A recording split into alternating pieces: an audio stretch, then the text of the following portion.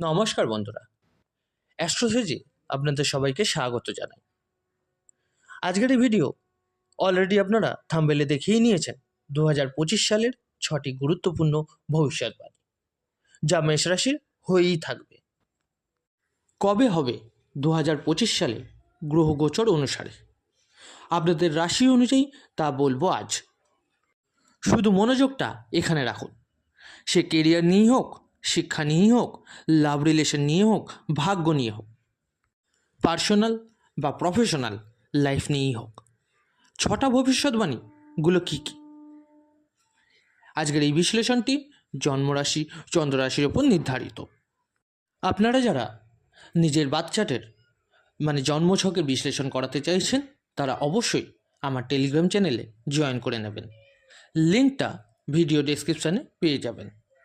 আর যে সকল বন্ধুরা নিজের প্রতিকার বা রেমেডিসের জন্য স্টোন ব্যবহার করতে চাইছেন, তারা অবশ্যই আমার এই ভিডিও ডেসক্রিপশনে আরেকটি লিঙ্ক দেওয়া থাকবে, একবার চেক করে নেবেন। দেখুন, রত্ন অনেক ধরনের হয়, আমি কী ধরনের জিনিস ব্যবহার করতে বলছি তা একবার অবশ্যই চেক করে নেবেন, কারণ যে কোনো স্টোন পড়লেই তার ফলাফল যে পাওয়া যাবে তা কিন্তু সঠিক নয়। অবশ্যই নেয়া না নেওয়াটা সম্পূর্ণ আপনার ওপর, কিন্তু একবার দেখে নেবেন কী ধরনের জিনিস আমি ব্যবহার করতে বলছি। আর হ্যাঁ, ভিডিওর শেষে অবশ্যই দেবো কিছু হোম রেমেডিস, যা ফলো করলে জীবনে অনেক উন্নতি পাবেন।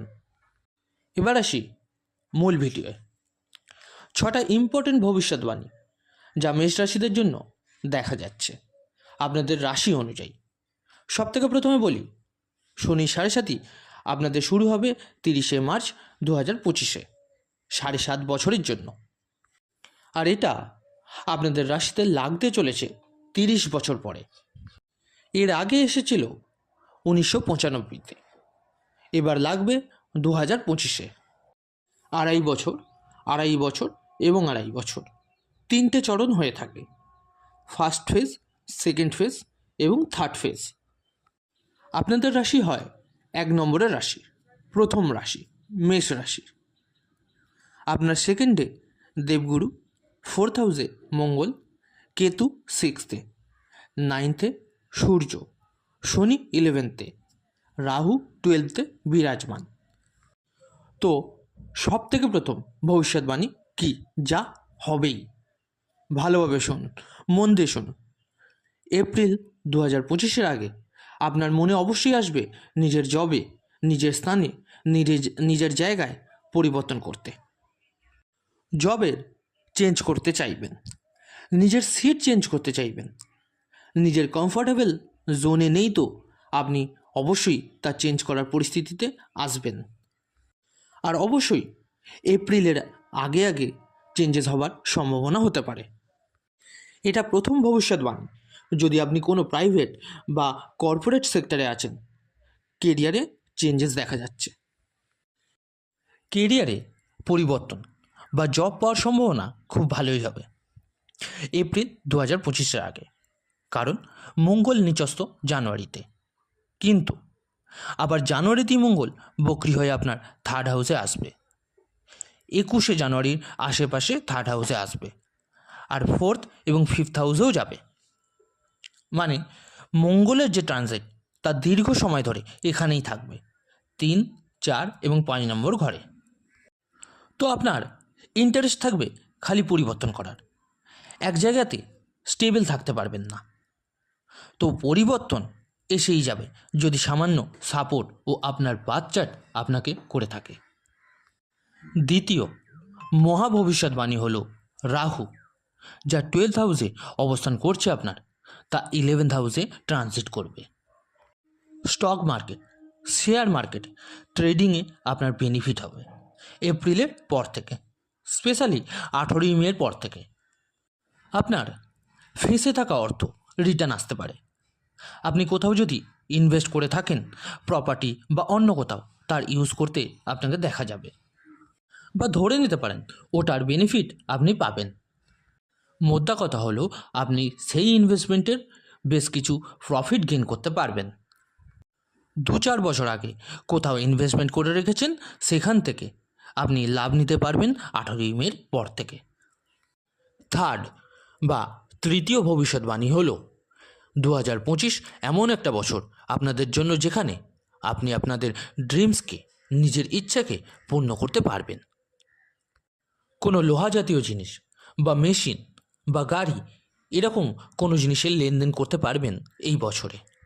এটাও পূর্ণ হবে এপ্রিলের পর। সে বড়ই হোক বা ছোট লেভেলেরই হোক, কিন্তু ইচ্ছাকে পূর্ণতা দিতে সক্ষম হবে এই বছর। যার যেরকম ইনকাম সেই অনুযায়ী হয় প্রপার্টি বা গাড়ি রিলেটেড জিনিসে লেনদেন করতে অবশ্যই দেখা যাবে আপনাকে এই বছরে। চতুর্থ ভবিষ্যৎবাণী, শনি 12th হাউসে প্রবেশ করবে আপনার 30শে মার্চ 2025-এ। এরপর 12th হাউসেই থাকবে আর এখানেই বক্রিয় হবে। আপনাকে নিজের হেলথের প্রতি বিশেষ যত্নবান হতে হবে। দাঁত রিলেটেড ইস্যু হবে আপনার 2025-এ। গলা সম্পর্কিত কোনো সমস্যা আসবে, গলায় ইনফেকশন বা গলায় পেন, কাশি, ঠান্ডা লাগা, এর সাথে নিজের কথাবার্তায় কন্ট্রোল না হওয়া এটাও দেখা দেবে।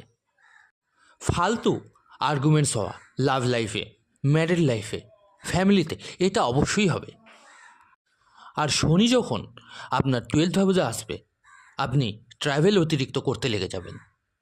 30শে মার্চ থেকে পুরো বছরটা আপনার ট্রাভেলিং অনেক বেশি হবে, আপনার খরচাও হবে, আপনার দায়িত্ব অনেক বেড়ে যাবে, ওভার থিঙ্কিংও আপনার জীবনে হতে দেখা যাবে।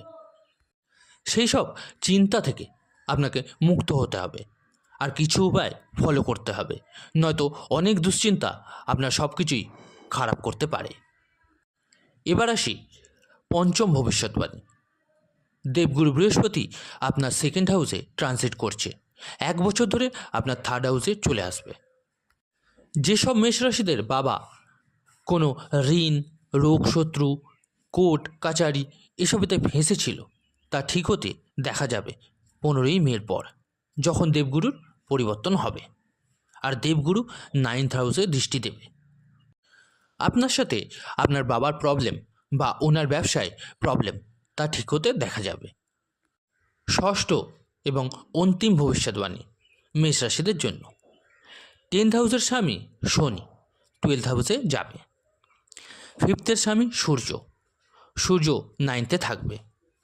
স্টাডি বা শিক্ষাকে নিয়ে এই বছরটা আপনার জন্য ভালো, কারণ শনির দৃষ্টি সরে যাবে 5th হাউস থেকে। এই বছরটা পড়াশোনার ক্ষেত্রে কোথাও অ্যাডমিশন নিতে দেখা যাবে, আপনার গভর্নমেন্ট এক্সাম দিতে বা নতুন নতুন জিনিসকে এক্সপ্লোর করতে দেখা যাবে পড়াশোনায়। কোনো নতুন কোচিং সেন্টারে জয়েন করবেন, নিজের পড়াশোনাকে এগিয়ে নিয়ে যেতে প্রয়াস করবেন এই 2025-এ। 2025-এর মিডিলে মানে জুন, জুলাই এই সমস্ত আগে করতে দেখা যাবে। নতুন জিনিস শেখা, টেকনিক শেখা, নিজের জ্ঞানকে বাড়ানো, নিজের মনকে বিজি রাখবেন, নিজেকে বিজি রাখবেন, নতুন কাজ শেখার প্রয়াস করবেন 2025-এ। আর কর্মক্ষেত্রের ব্যাপারে 2025 পরিবর্তনের সাল। এমএনসি কোম্পানিতেও জব পাওয়ার স্কোপ দেখা যাচ্ছে। শনির 7.5 চলবে, তাই শনি আপনার বাচ্চাটে খারাপ হওয়া চলবে না, তা কিন্তু দেখতে হবে। তো এগুলো হলো 6টা ভবিষ্যৎবাণী, যা হবেই, আটকানো যাবে না। কি রেমেডিস করবেন আপনারা? হনুমান চল্লিশার পাঠ করবেন রোজ। শনির বীজবন্ধ পাঠ করুন 108 বার। ওম প্রাম প্রিম প্র স শনিশ্চরায় নমঃ। রোজ উদিত সূর্যকে জল অর্পণ করুন। তো বন্ধুরা, এই ছিল আজকের আলোচনা। যদি ভালো লেগে থাকে অবশ্যই লাইক, কমেন্ট ও শেয়ার করতে ভুলবেন না। আর যে সকল বন্ধুরা নতুন শুনছেন তারা অবশ্যই চ্যানেলটিকে সাবস্ক্রাইব করে নেবেন। ধন্যবাদ।